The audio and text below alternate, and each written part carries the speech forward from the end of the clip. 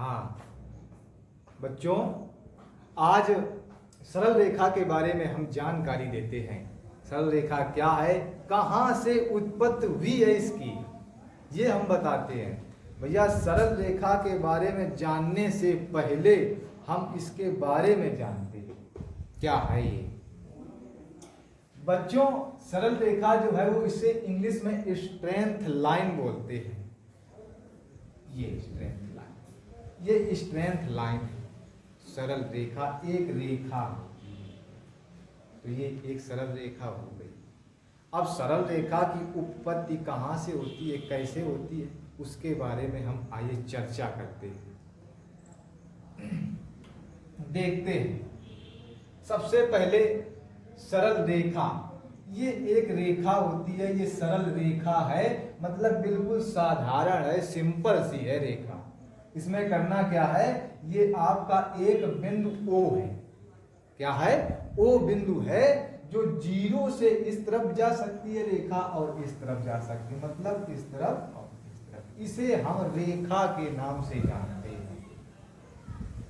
ये रेखा होती है। रेखा क्या होती है, वह रेखा जो निश्चित रूप से दोनों तरफ बढ़ाई जा सकती है अनंत तक। इसकी इन्फिनाइट अनंत तक जा सकती है, ये भी अनंत तक, लिमिट नहीं है। मतलब ये एक लंबाई है, ये क्या करेगी, चौड़ाई की अनंत होगी, अनंत होगी। इसी प्रकार ये लंबाई की भी अनंत होगी, अनंत लंबाई की है रेखा। चौड़ाई की, ऊंचाई की, लंबाई की, सभी की अनंत होगी। अब बात ये करते हैं कि रेखा क्या होती है। अगर रेखा की परिभाषा पूछती जाए तो उसमें होता क्या है कि रेखा क्या है। तो बच्चों रेखा वह रेखा जो निश्चित रूप से दोनों तरफ बढ़ाई जा सकती है। इसे हम चाहेंगे तो और आगे बढ़ा सकते हैं, ऐसे। इसे चाहेंगे इस तरफ और बढ़ा सकते हैं आगे। दोनों तरफ निश्चित रूप से बढ़ाई जाती है, उसे हम रेखा कहते हैं। इसी का एक भाग होता है जिसे हम बोलते हैं रेखाखंड। क्या होता है, रेखाखंड, इसी का भाग। रेखाखंड क्या होता है, इसका मान निश्चित होता है, सीमित होता है, वह जो मान जिसका सीमित हो। मतलब ये 5 सेंटीमीटर दिया गया है तो ये भी आपका 5 सेंटीमीटर का है। और रेखाखंड निश्चित रूप का होता है। जैसे कोई अगर क्वेश्चन दिया जाए ज्योमेट्री में, कह दिया जाए 5 सेंटीमीटर की एक रेखाखंड खींचो, तो यह रेखाखंड खींचना, उसका मान निश्चित होगा। जब मान निश्चित होता है तो उसे हम रेखाखंड के नाम से जानते हैं। इसे यहाँ बिंदु A दे दिया, यहाँ बिंदु हमने क्या दिया, B नाम दे दिया। अच्छा आगे बात करते हैं, किरण क्या होती है। रे मीन्स किरण। किरण क्या होती है, एक बिंदु से एक ही ओर बढ़ाई जाने वाली रेखा को किरण कहते हैं। एक बिंदु से किसी एक ओर बढ़ाई जाए उसे हम कहते हैं किरण। क्या कहते हैं, किरण। तो ये थी आपकी रेखा, रेखाखंड और किरण। जैसे हमारी आंख द्वारा एक बिंदु बनता है, आगे इस तरफ देख सकते हैं, सूर्य एक बिंदु पर स्थित है, लेकिन उसकी किरणें बहुत जगह इधर उधर जा सकती हैं, लेकिन क्या पीछे जा सकते, पीछे हम नहीं देख सकते, ना पीछे किरण जा सकती है। तो ये आ गया आपका किरण। आइए बात करते हैं, चलते हैं इसके फार्मूला की तरफ। सबसे पहले कहा जाता है नंबर 1, ये दो बिंदु हैं एक रेखा पर, एक x1 है एक y1 है, एक x2 है एक y2 है। अब कह दिया जाएगा कि दो बिंदुओं के बीच की दूरी, दो बिंदुओं के बीच की दूरी मतलब डिस्टेंस निकालनी है। डिस्टेंस d बराबर, फार्मूला आपका होता है x1 माइनस x2 का whole square plus y1 minus y2 का होल स्क्वायर। ये होता है आपका फार्मूला। सेम आगे चलते हैं तो इसके मध्य बिंदु का दूसरा नंबर लिखेंगे, दो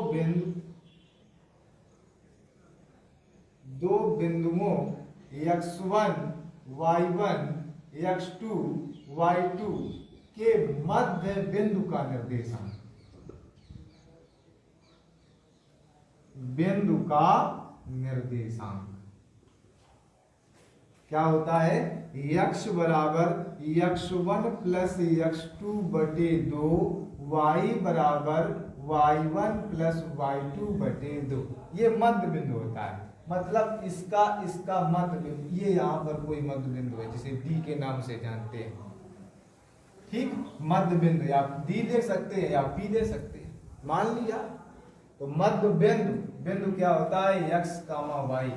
हमने इसको मान लिया p को x और y के नाम से जानते हैं, ये आपका मध्य बिंदु। ठीक है, आगे करते हैं विभाजन क्या होता है।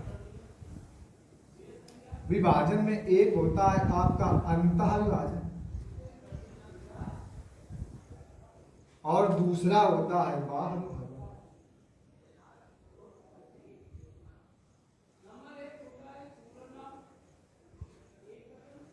विभाजन क्या होता है, ये कैसे आता है, कोई दो बिंदु दिए, एक x1 है एक y1 है, एक ये आपका लिखा है x2, ये लिखा है y2, इसका अंतः विभाजन p, मतलब ये क्या करता है, m1 को और ये m2 के अनुपात में विभाजित करे, जो अनुपात में विभाजित करे, मतलब ये m1 है ये m2 है, ये आपका है अंतः के लिए। कुछ नहीं, लगा देते हैं।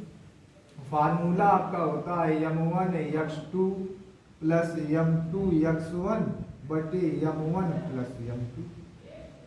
दूसरा होता है m1 y2 plus m2 y1 बटे m1 प्लस m2। ये आपका अंतः का सूत्र हो गया। आगे देखते हैं बाह्य विभाजन क्या होता है। बाह्य मतलब यहाँ प्लस लगाए थे, सूत्र में माइनस लग जाएगा, बस सेम सूत्र है। देखते हैं m1 x2 minus m2 x1 बटे m1 प्लस m2, नहीं माइनस आएगा कामा।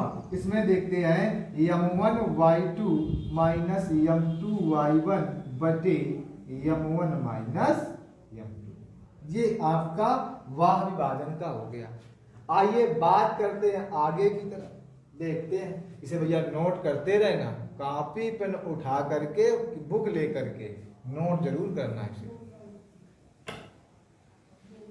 आपका मध्य बिंदु हो गया, अंतः विभाजन हो गया, दूरी का भी फार्मूला हो गया। आइए बात करते हैं आगे के लिए। आगे बात करते हैं त्रिभुज के लिए।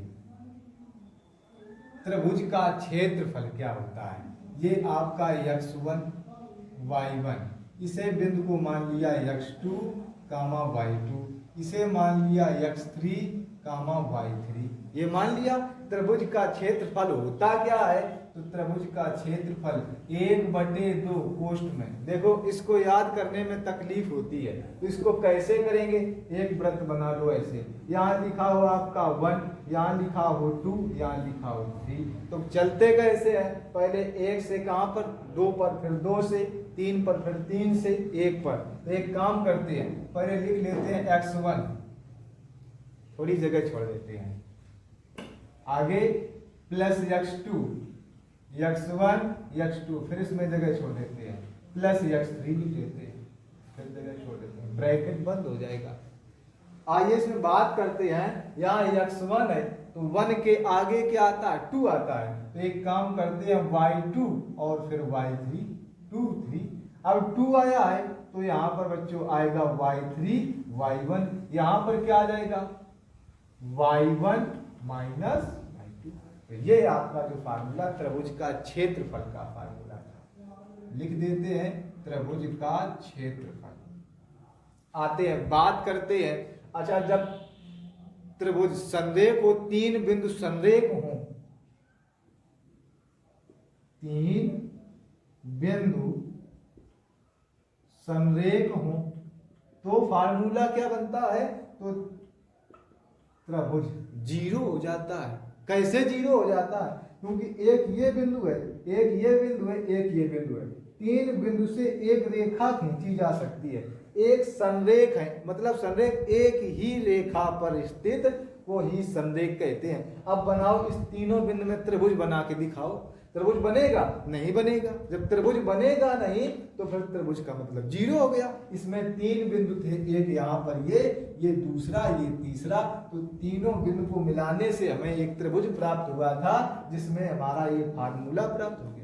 अब दूसरी बात, जब 3 बिंदु संरेख हो तो त्रिभुज बराबर क्या हो जाएगा? जीरो, क्योंकि यहाँ पर त्रिभुज नहीं बनेगा। तो करते क्या है, जीरो बराबर आपका आ जाएगा x1 y2 y3 x2 y3 y1 plus x3 y1 minus y2। ये आपका फार्मूला तैयार हो जाएगा।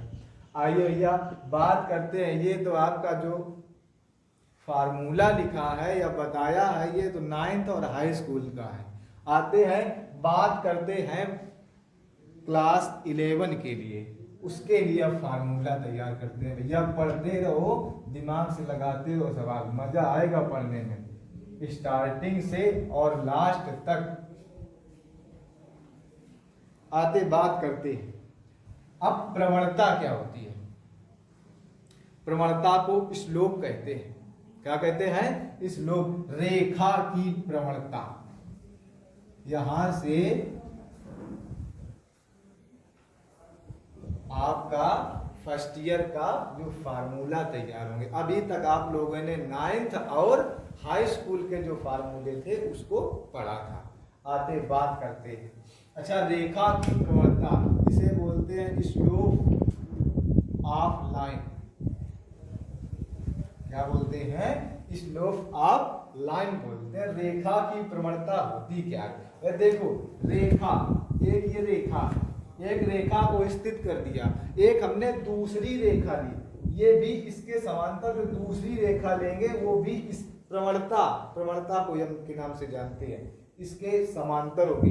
दूसरी रेखा को हमने ऐसे एक एंगल की तरीके से उठा करके यहाँ पर लगाया, ये एक रेखा थी, इसके ऊपर एक और रेखा लेने के बाद हमने इसको ऐसे घुमाया तो यहाँ पर एक ये कोण बन गया, कोण बन गया थीटा। मतलब ये प्रवणता और ये प्रवणता के बीच जो टेंजेंट होता है वो प्रवणता के बराबर होता है। प्रवणता इन दोनों कोणों टेंजेंट के बराबर होता है। तो मतलब ये प्रवणता m1 है तो ये भी m1 होगी, क्योंकि ये दोनों जो प्रवणताएं हैं वो आपस में बराबर है। दोनों रेखाएं हैं वो आपस में कैसी है? बराबर हैं। तो उनके जो बना कोण टेंजेंट उसके बराबर होगा। देखते हैं यहाँ पर आपका फार्मूला हो जाएगा m बराबर tan थीटा। जी आपका कंप्लीट हुआ। ये तो आपका जब कब लगाएंगे क्वेश्चन में, जब आपको सिर्फ कोण दिया है। जैसे एग्जांपल हम देते हैं तो एग्जांपल में क्या है, क्वेश्चन ने कह दिया है उस रेखा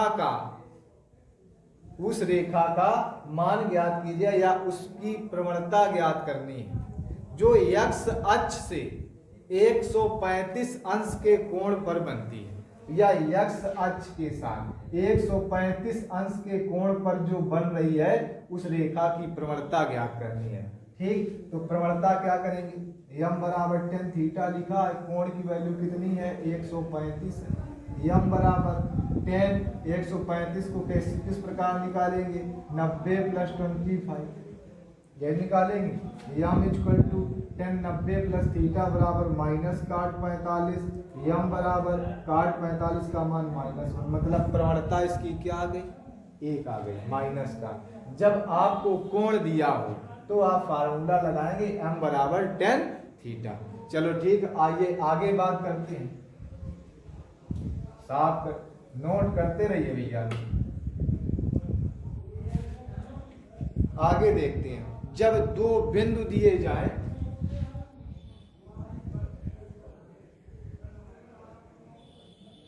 जब दो बिंदु x1, y1, x2, y2 तो रेखा की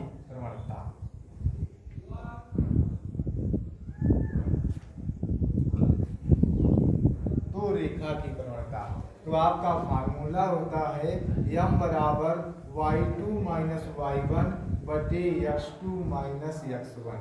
जो m है वो किसके बराबर, और इसी में क्या दे दिया जाए, अगर कोण कोण दे दिया जाए, तो कोई मान दे दिया जाए, तो ये m जो है वो किसके बराबर है, tan थीटा के बराबर, ये आ जाएगा। तो आपका जो फार्मूला होता है वो होता है m बराबर y2 माइनस y1 बटे x2 माइनस x1। उसी को हम tan थीटा के बराबर भी लिख सकते हैं, क्योंकि दोनों का मान इसके बराबर होता है। तो ये आपका फार्मूला हो गया। जब दो बिंदु से रेख जाए, तीसरा आगे बात करते हैं। आगे क्या है, इसमें बात करते हैं एक बिंदु x1 y1 तथा प्रवणता m से होकर जाने वाली रेखा का समीकरण ज्ञात करना है। क्या ज्ञात करना है, समीकरण ज्ञात करना है। तो समीकरण कैसे ज्ञात करते हैं, तो समीकरण एक बिंदु है और प्रवणता भी दी गई है। तो एक बिंदु और प्रवणता आ जाएगा x1 आएगा y माइनस y1 बराबर m कोष्ठ में x माइनस x1। जब एक बिंदु और आपकी प्रवणता दी जाए तो आप ये फार्मूला यूज करेंगे। क्यों, एक बिंदु x1 y1 ये दिया, प्रवणता का मान यहां लिख देंगे, ये आपका फार्मूला हो जाएगा। तो ये था आपका एक बिंदु से होकर जाने वाला। अच्छा, आइए आगे बात करते हैं।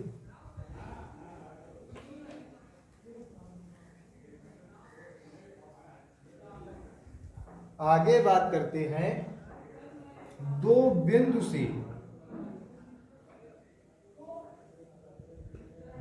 बिंदुओं x1 y1 x2 y2 से होकर जाने वाली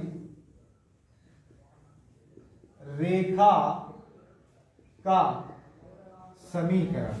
दो बिंदुओं x1 y1 से होकर जाने वाली रेखा का समीकरण। अभी यही दो बिंदुओं से होकर जाने रेखा की प्रवणता थी, वो अलग फार्मूला था, वो था आपका m बराबर y2 माइनस y1 बटे x2 माइनस x1, ये था। लेकिन अब यहाँ समीकरण दे दिया है, तो समीकरण के लिए आपका फार्मूला होगा y minus y1 y2 minus y1 बटे x2 माइनस x1 कोष्ठ में x माइनस x1, ये आपका फार्मूला होगा। ठीक, आगे समांतर होने का प्रतिबंध क्या होता है। समांतर होने का प्रतिबंध, तो समांतर होने का प्रतिबंध होता है m1 बराबर m2। ये कैसे होता है, देखो ये एक आपका अक्ष बना है, x अक्ष y अक्ष। एक ये रेखा की प्रवणता m1 है, इस रेखा की प्रवणता हमने m2 मान ली है। अब बताओ ये जो रेखा, ये रेखा आपस में समांतर है, तो समांतर का मतलब बराबर होगी। अगर m1 का मान तुम्हारा 2 होगा तो फिर m2 का मान भी कितना होगा, 2 होगा। तो आपस में इक्वल होंगी, बराबर होंगी, क्योंकि ये कैसी है, समांतर है। आगे बात करते हैं लंब होने का। लंब होने का प्रतिबंध, लंब होने का प्रतिबंध का आपका फार्मूला होता है m1 m2 बराबर -1। ये कैसे, ये लंब है इस प्रकार से, ये m1 है, ये m2 है। ठीक, ये जो कोण बनाता है ये m1 और m2 को मिलाकर के जो आंसर आता है वो आता है -1, ये आता है। इस प्रकार से बनता है ये जो कोण बनाता है टेंजेंट, इसका मान आपका -1। तो ये आपका इसका फार्मूला होगा। ठीक, आगे देखते हैं।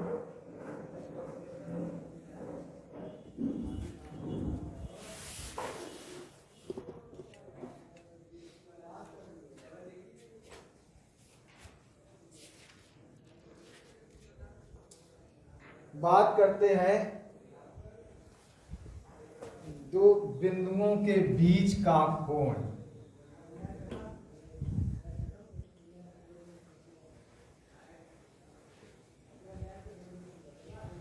पढ़ते रहो या घर में तबीयत से, गुस्सा में ना पड़ो, पता नहीं चले बाद में।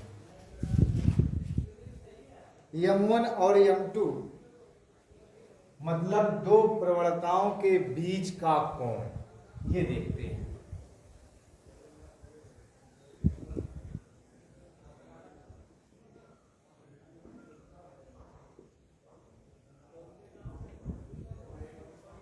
दो प्रवणताओं के बीच का कोण, तो ये आपका जो फार्मूला होता है tan थीटा बराबर M1 माइनस M2 बटे 1 प्लस M1 M2। इसे भैया माड के अंदर हम लिखते हैं। किसके अंदर? माड के अंदर लिखा जाता है। कैसे? जब आपका मान M1 का मान बड़ा लिखा हो तो M1 पर लिख देंगे, और अगर M2 का मान बड़ा दिया हो, बड़ी संख्या दी हो, तो M2 को पहले लिख देंगे। ठीक है, ये इस प्रकार से हो जाएगा। तो ये आपका फार्मूला था tan थीटा बराबर M1 माइनस M2 बटे 1 प्लस M1 M2। आइए आगे बात करते हैं अंतःखंड का सूत्र। अंतःखंड जब x और y अक्षों के बीच कटे अंतःखंड A व B हो तो फॉर्मूला होता है x upon a plus Y upon B बराबर a। ये आपका अंतःखंड का फार्मूला होता है। आज आगे देखते हैं, एक बिंदु दिया गया हो और रेखा का समीकरण दिया हो। देखते हैं,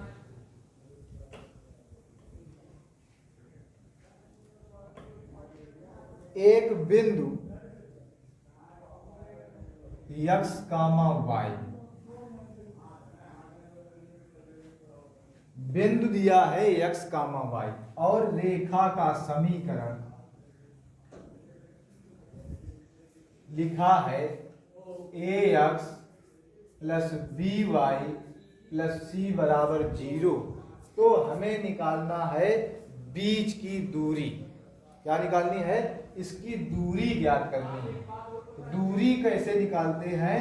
d बराबर आपका फार्मूला होता है ax plus by plus c बटे आता है a square plus b square, ये होता है। और जब मूल बिंदु से होकर जाए, ये बिंदु x, y से होकर जा रहे हैं और यही बिंदु जो है मूल बिंदु से होकर जाए, जैसे लिख दिया जाए 0, 0 रेखा का समीकरण। तो हम एक काम करते हैं, d बराबर a के स्थान पर तो a रहेगा इंटू x का मान आपका x था तो यहाँ 0 हो जाएगा, b लिखा रहेगा, y के स्थान पर 0 लिख देंगे, प्लस c बटे रूट आ जाएगा a square plus b square. तो ये आपका फार्मूला हो जाएगा 0, 0 मतलब c बटे आ जाएगा a square plus b square. लंबाई आ गई आपकी। ठीक, ये आपके फार्मूला है। भैया आज आपके लिए सूत्र के बारे में चर्चा की है। अब नेक्स्ट दिन हम आपको एक्सरसाइज की तरफ चलते हैं। ठीक है, आज के लिए वीडियो इतना काफ़ी है। घर में पढ़ो मन लगा से, खेलो कूदो दम लगा के। ठीक।